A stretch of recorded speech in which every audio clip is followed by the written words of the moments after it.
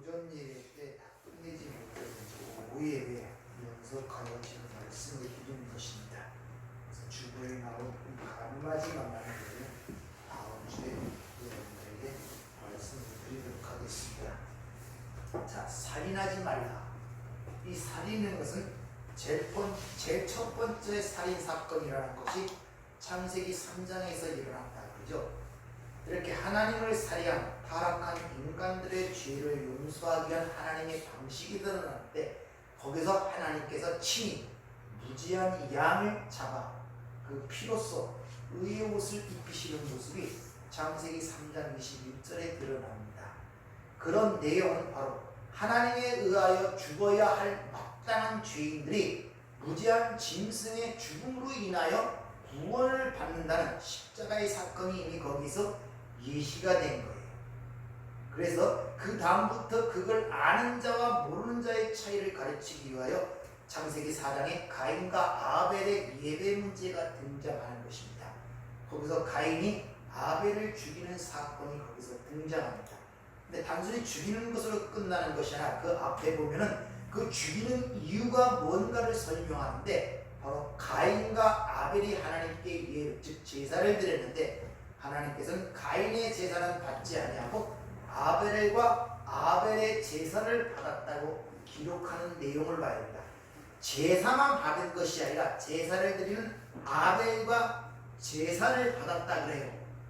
성경은 그게 그러니까 제사만 받은 것이 아니라 제사를 드리는 아벨과 그 제사를 받았다고 기록하고 있다는 말이에요. 그로 인하여 가인이 분이 내어 그 형제를 죽이는 사건이 그 뒤에 이어지죠. 그러면 가인이 왜 그렇게 분을 냈느냐 하면은 자기 제사를 안 받았기 때문에 그래요. 그럼 그렇게 하나님께서 자신의 제사를 안 받았다면 왜 안 받았는가에 고민을 해야 되고 이렇게 되는데 그것을 고민하지 아니하고 그 분을 형제 아벨을 죽임으로 자기의 분을 푸는 모습이 나타나 있다는 말입니다. 이것은 바로 앞에서 타락한 인간들의 죄를 용서하기 위한 무지한 어린 양의 피가 죽어지는 그 사건을 가인은 깨닫지 못했다는 거예요.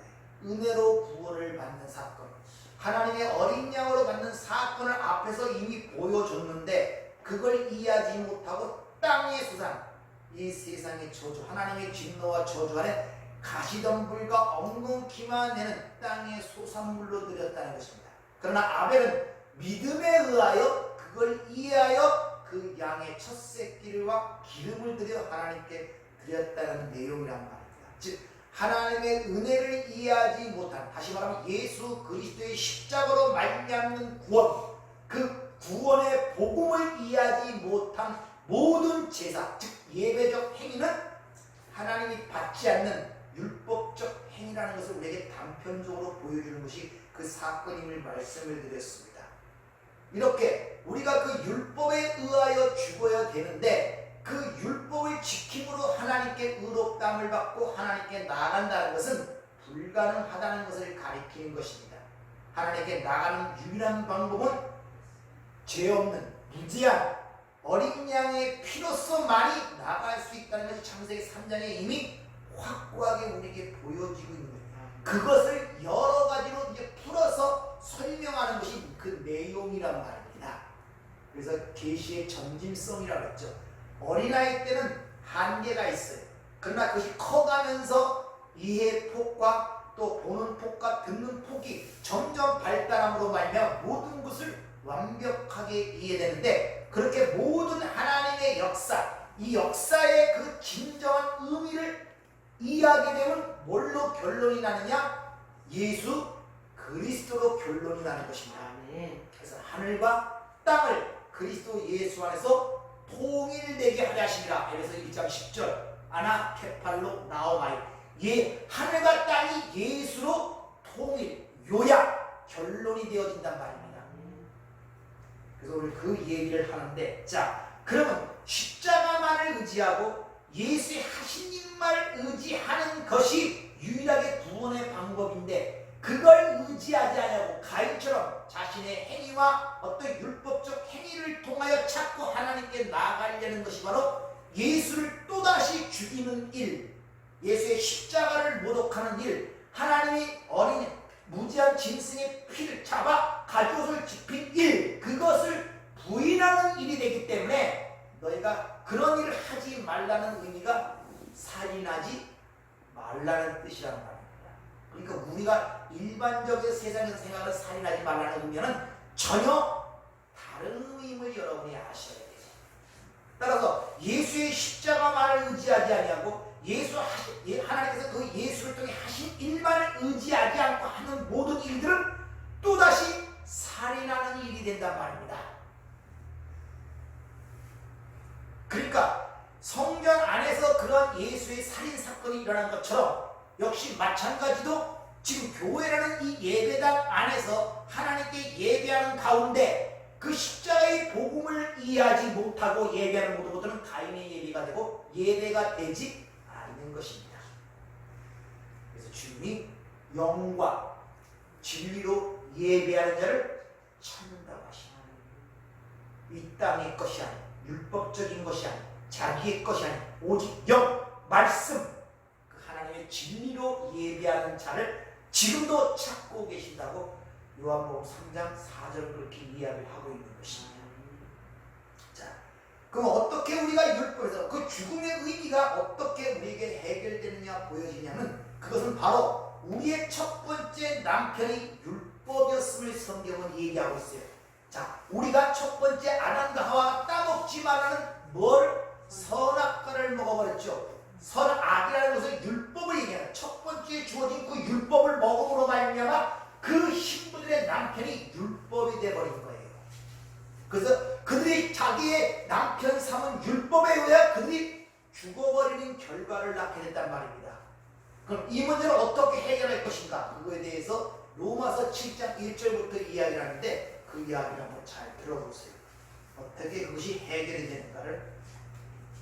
형제들아, 내가 법하는 자들에게 말하노니 너희는 그 법이 사람이 살 동안만 그를 주관하는 줄 알지 못하느냐. 남편 있는 여인이 그 남편 생전에는 법으로 그에게 매인받으나 만일 그 남편이 죽으면 남편의 법에서 벗어나느니라. 그러므로 만일 그 남편 생전에 다른 남자에게 가면 음녀라. 그러나 만일 남편이 죽으면 그 법에서 자유롭게 되나니 다른 남자에게 갈지라도 음녀가 되지 아니하느니라.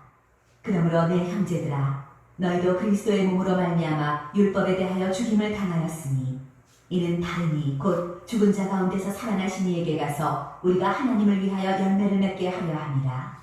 우리가 육신에 있을 때에는 율법으로 말미암는 죄의 정욕이 우리 지체 중에 역사하여 우리로 사망을 위하여 열매를 맺게 하였더니 이제는 우리가 얽매였던 것에 대하여 죽었으므로 율법에서 벗어났으니 이러므로 우리가 영의 새로운 것으로 섬길 것이요 율법 조문에 묵은 것으로 아니할지니라. 자, 여기서 율법이 우리의 남편이었다는 것입니다. 근데 그 율법이 남편으로 있을 때는 절대 그 남편의 신부인 여자가 딴 데로 시집을 못 간다는 거예요. 왜? 그러면 간음한 여인이 되기 때문에. 그럼 그 여자가 자유로울 수 있는 방법은 딱 한 가지예요. 율법의 남편이 죽어버리면 남편의 법에서 자유케 되기 때문에 딴 남편의 시집 가도 돼요. 근데 율법은 죽지 않잖아요. 또 반대로 그 율법에 대해 내가 죽어버리면 돼요. 근데 그건 아무것도 아니잖아요. 이 문제에 대해서 지금 설명하고 있단 말입니다.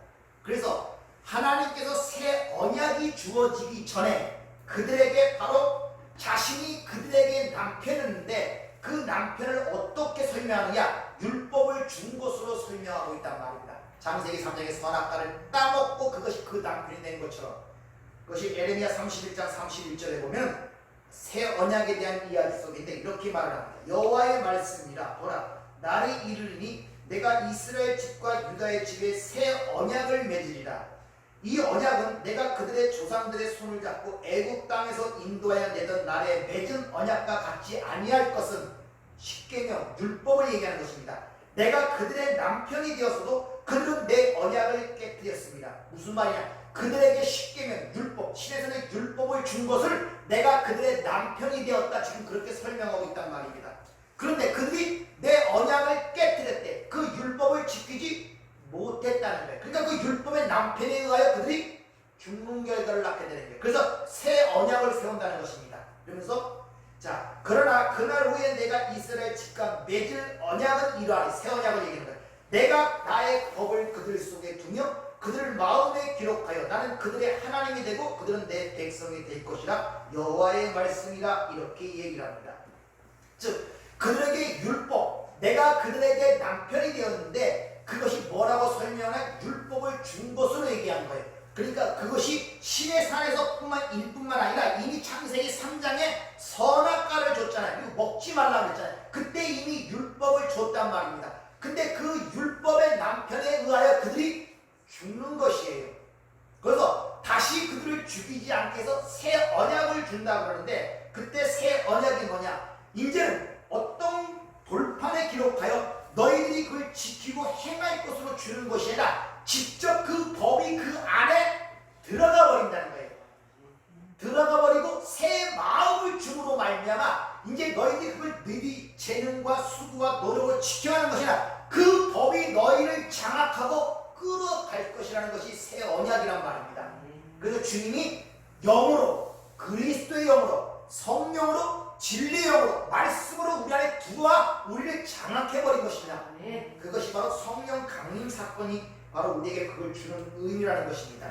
즉 그 모든 문제는 예수 그리스도가 십자가의 죽으심으로 말미암아 다시 부활하신 사건, 다시 말하면 가인에 의하여 맞아 죽인 그 아벨이 하나님이 주신 다른 씨, 셋으로 나타나는 사건을 얘기하는 거예요. 예수가 아벨이 죽고 다른 씨를 줬다는 것은 예수가 십자가의 죽으심으로 말미암아 그리스도용으로 새로운 백성으로 이 땅에 탄생되는 모습을 이미 창세기 4장에서 우리에게 보여주고 있는 것입니다. 그렇게 율법의 남편이 되어 예수가 우리를 안고, 그러니까 예수가 첫 번째 우리에게 온 것은 율법으로 온 거예요. 그러니까 반드시 율법으로 오면 우리가 죽어야 되는데 그 율법이 되어 우리를 끌어안고 같이 죽은 거예요.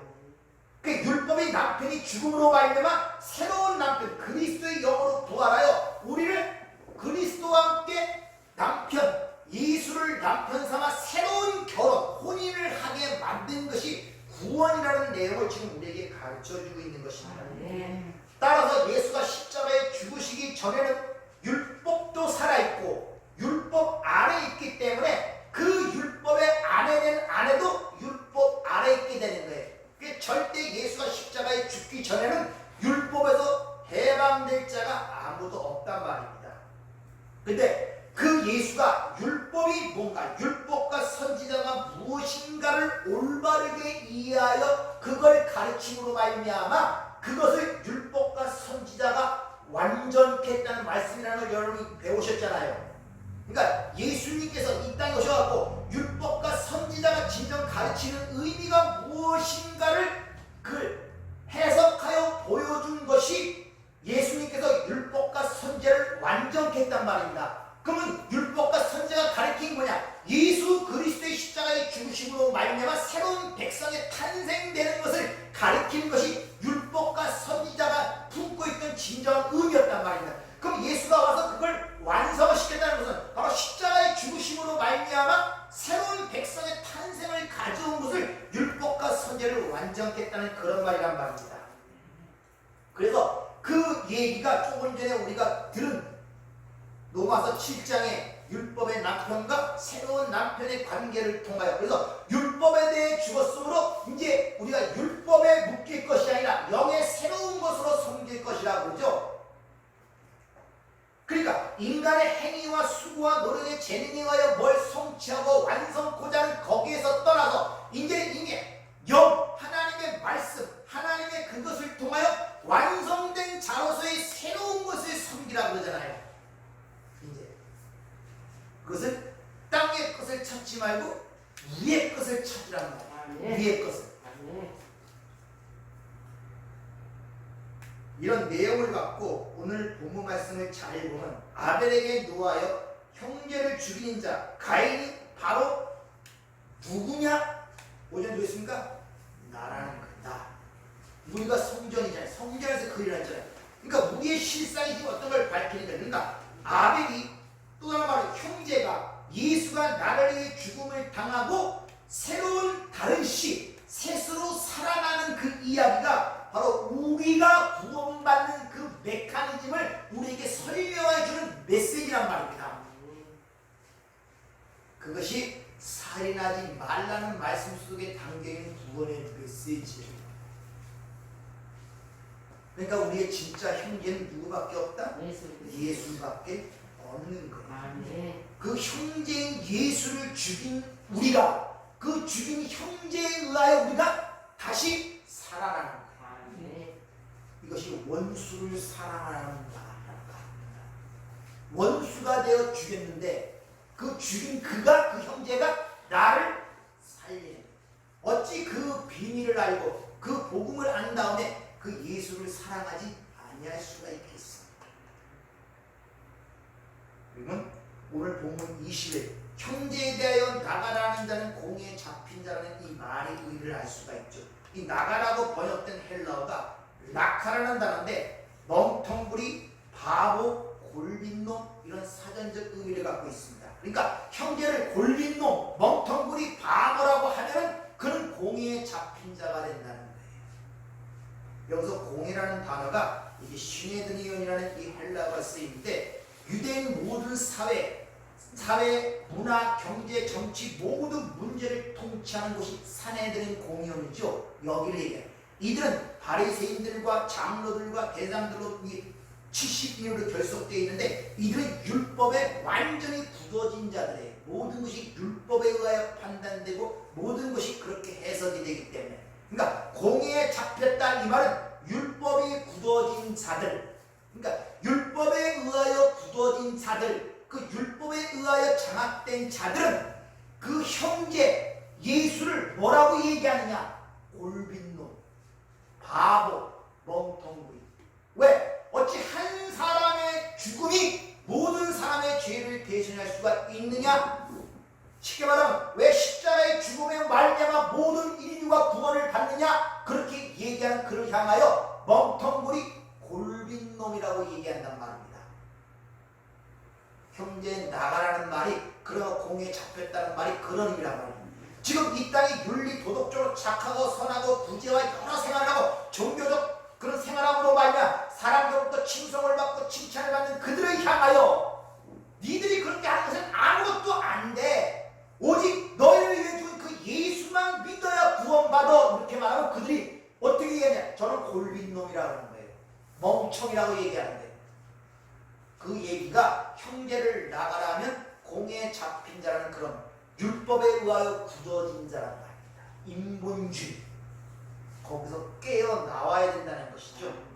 이같이 율법의 행위에 붙들린 사람들은, 다시 말하면 공에 잡힌 자들은 형제, 즉 예수의 어린 양의 피로써 구원받는 십자가의 사건을 향하여 저건 골빈 짓이다, 멍청한 짓이다, 바보 같은 짓이다, 이렇게 얘기한단 말이에요. 이런 자들은 그러면 뭐라 쓰여 있습니까? 지옥불에 들어간다고 또 얘기를 하죠. 지옥불. 지옥이라는 이 단어가 필라케라는 쓰는데, 쉽게 말하면 율법으로 결론 내는 곳이 바로 지옥입니다. 그러니까 인간들이, 유한한 인간이, 비교된 인간이, 뒷괴 같은 인간들이 자신의 힘과 재능으로 뭘 성취하고자 부단히 노력하고 애를 쓴 이 삶 자체가 지옥의 삶이란 말입니다. 남는 게 뭐가 있어요? 한지는 흙으로 돌아가잖아요. 남는 게. 그렇게 세상의 부귀영화를 누리던 모든 세상적 왕들이 바싹 말른 미라나 무더운 것, 텅구렁이 떠 있는 것들을 보지 못합니까? 역사를 통해 그걸 가리키잖아요.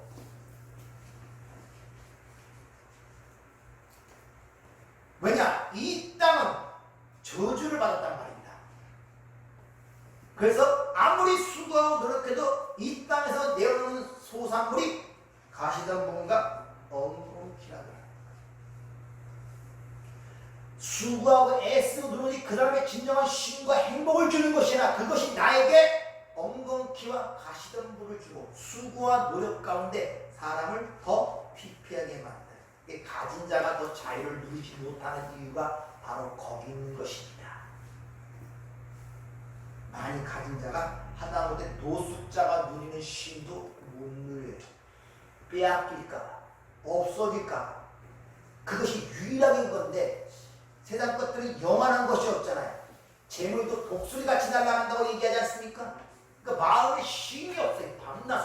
밤낮으로 걱정, 염려, 근심, 불안, 두려움의 그 삶 자체를 엄습한단 말입니다. 주님이 그것을 수고하고 무거운 짐이라고 합니다.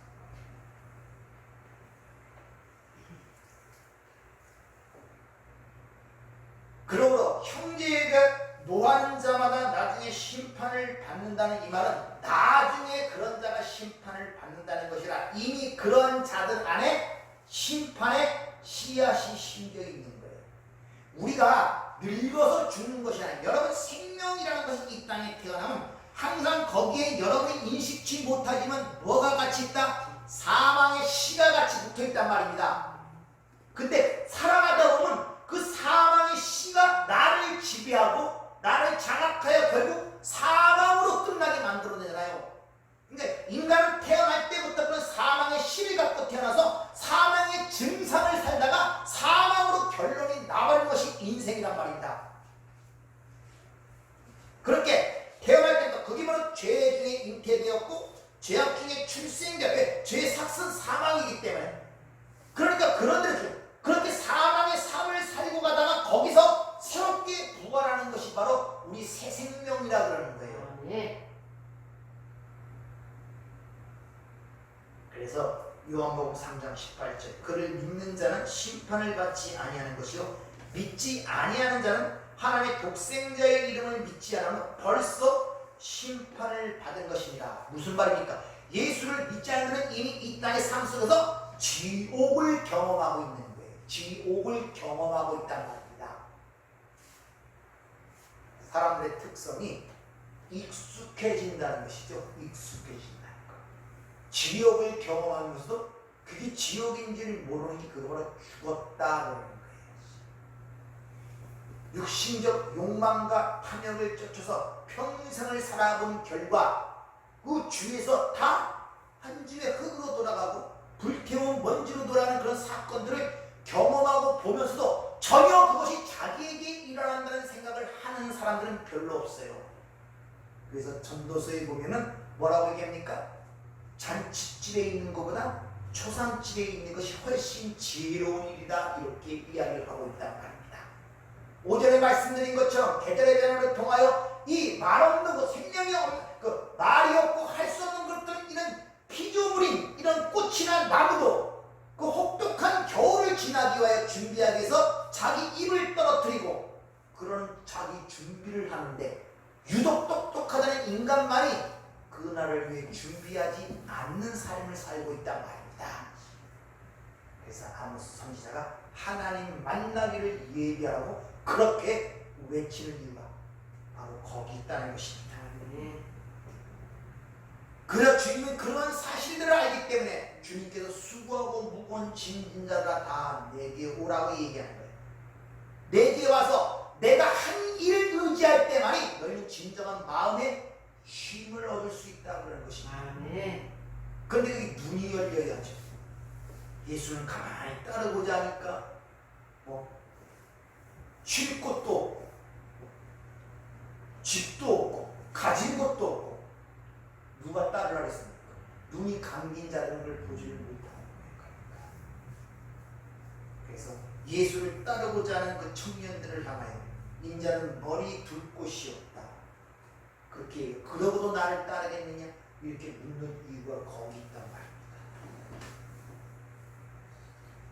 오늘 23절을 보면은 내 형제에게 원망 들을 만한 일이 있으면은 제사를 드리다가 원망해서 그 예물을 제단에 내려두고 먼저 가서 형제하고 화목하라는 말씀이 여기 있습니다. 여기 내 형제에게 원망 들을 만한 이런 것들 때문에 마치 형제하고 다퉜으면은 그 형제한테 가서 다툰 걸 서로 화해하고 그리고 와서 예배를 드려 하나님께 받으신다는 쪽으로 그 전에 저도 그렇게 생각을 했습니다. 원문을 잘 보지를 못하고 또 그렇게를 들어왔기 때문에. 근데 형제라는 것이 누구를 얘기한다? 예수.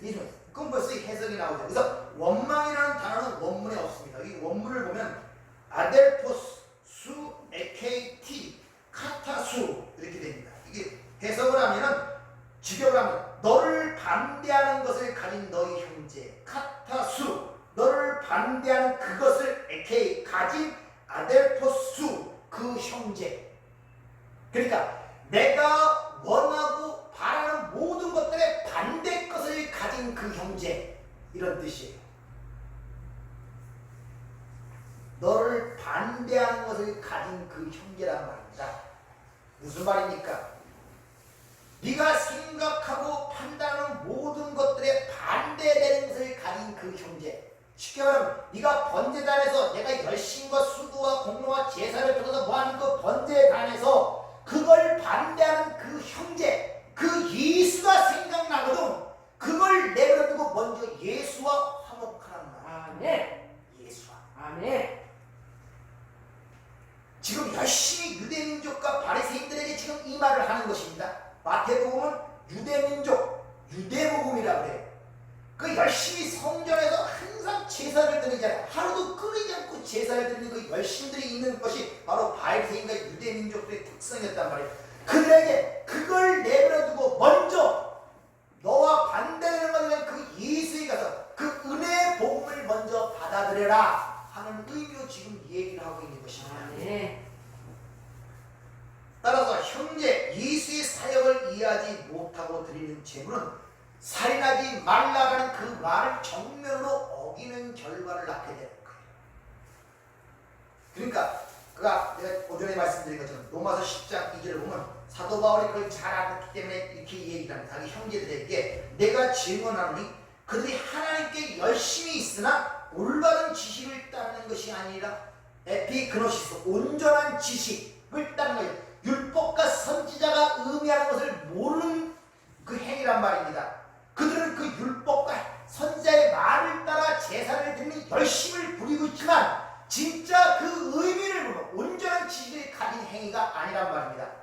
하나님의 의를 모르고, 하나님의 의가 누구니까? 예수, 율법에 하나님의 한 의가 주어졌는데 그것은 바로 예수 그리스도를 믿음으로 말미암는 의라고 로마서 3장은 확실하게 설명하잖아요. 그 의를 모르고 자기 의를 세우려고, 그러니까 율법과 선지자를 오해하여 그 말씀대로 열심히 제사를 드리는 것이 자기 의를 세우는 행위란 말입니다. 세우려고 오히려 그런 애씀과 힘씀이 하나님의 의에 복종치 않는 결과를 낳게 된다, 이런 말이에요.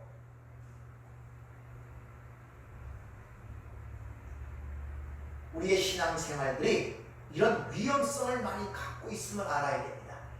대부분 하나님의 말씀과 이 복음의 의미를 이해하기 전에, 그 은혜를 알기 전에 행위가 먼저 나오게 돼 있어요. 인간의 성급함 때문에 어쩔 수가 없어요. 조금 은혜를 받으면 뭘 하고 싶어서 난리를 치죠.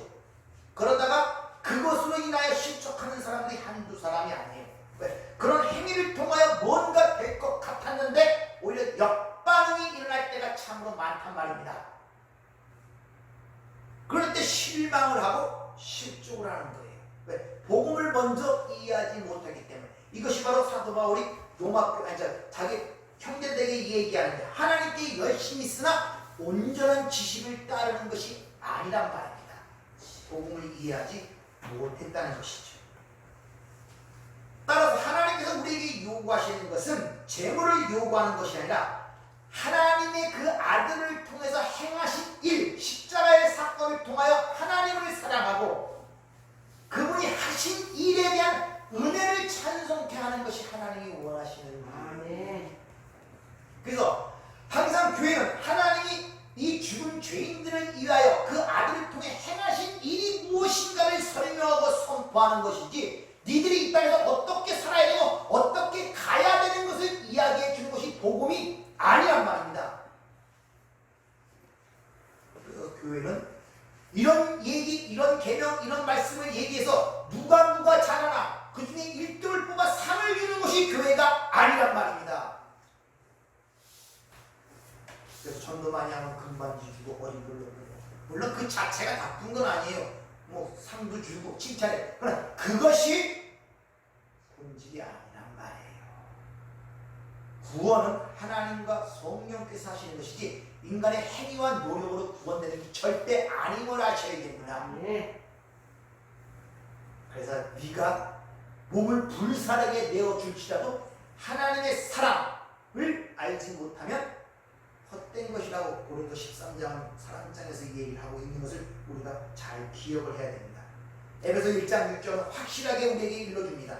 이는 그가 사랑하시는 자 안에서 우리에게 거저 주시는 바 그 은혜의 영광을 찬송하기 위해서 창세전에 내를 너를 선택하고 예수 그리스도 말미암아 내 아들들이 되게 했다는 거예요. 아멘.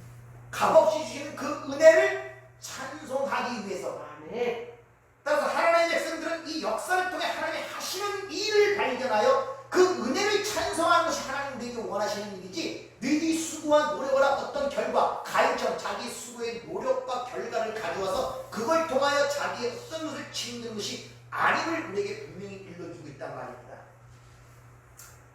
이사야를 통해서 분명히 말씀하시죠. 이사야 1장 18절 여호와께서 말씀하시되 오라 우리가 서로 변론하자. 너의 죄가 주홍 같을지라도 눈과 같이 희게 될 것이요 진홍같이 붉을지라도 양털같이 희게 되리라.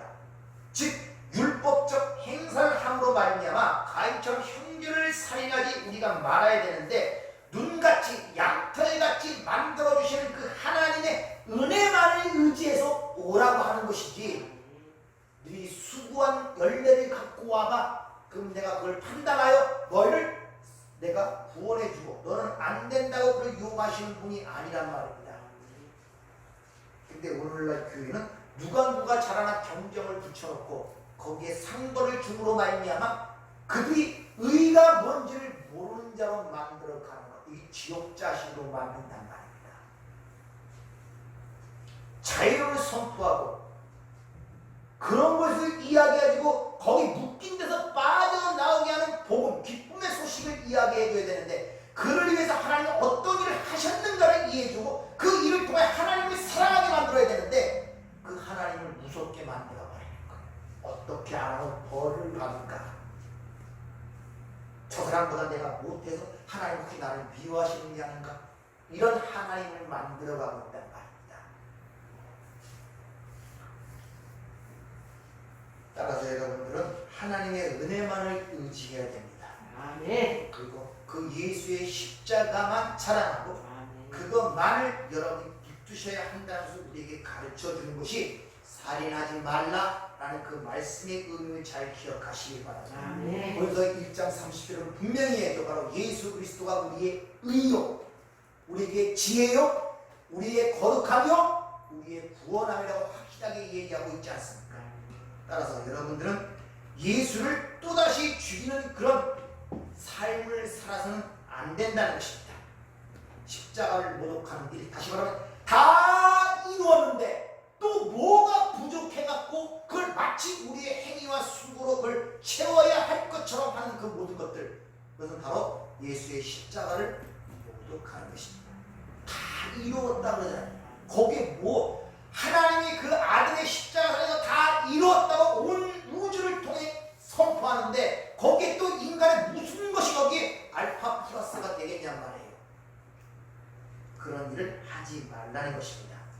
그래서 그런 일을 하는 것이 바로 예수를 죽이는 것이고, 그렇기 때문에 예수님께서 오늘 너희들은 옛날에 그렇게 알았지만 내가 그것의 진정한 의미를 말한다면서 그런 행위들이 바로 살인하는 것이니까 그런 일들을 하지 마라고 안타까운 마음으로 당신의 백성들에게 오늘 우리에게 외치고 있는 것입니다. 아멘. 다시 한번 말씀드리지만 바로 죄와 사망의 법에서 생명과 성령의 법으로 우리는 해방되었음을 아시기 바랍니다. 아멘. 즉 율법이 여러분을 지배하고 여러분 율법 아래 있지 아니합니다. 아멘. 여러분 생명과 성령의 무익 요 안에서 여러분들을 장악하고 이끌어 가신다는 사실을 확인하시고 그 가운데 오직 감사함으로 순종하면 그 길을 걸어가면 여러분이 전보다 훨씬 자유로운 삶이 될 것을 여러분이 분명히 믿으시고 항상 하나님의 은혜에 감사하고 내 삶 속의 모든 삶 속에서 하나님의 은혜를 발견하기 위하여 하나님의 계획과 뜻을 발견하기 위하여 하나님께 기도하는 저와 여러분을 주의로 부탁을 드립니다. 아멘. 기도하겠습니다. 은혜롭고 자비로우신 아버지 하나님, 맞습니다. 그 아들과 함께 모든 걸 주셨지만 우리는 그것을 찾아내지 못하고 발견하지 못하고 마치 내가 무엇이 부족하여 하나님께서 못 받는 것처럼 이런 삶의 얽매임 속에 살아갈 때가 너무나 많습니다. 주님 눈을 열고 귀를 열고 마음을 열어 우리의 삶의 구석구석 머리털까지 세심받으신 그 하나님의 자상하심과 세밀하심과 하나님의 놀라우신 그 은혜를 발견하여 감사하며 찬양하는 삶이 될 수 있도록 저희들을 축복하여 주시옵소서. 아멘. 예수님 이름으로 기도하옵나이다. 아멘.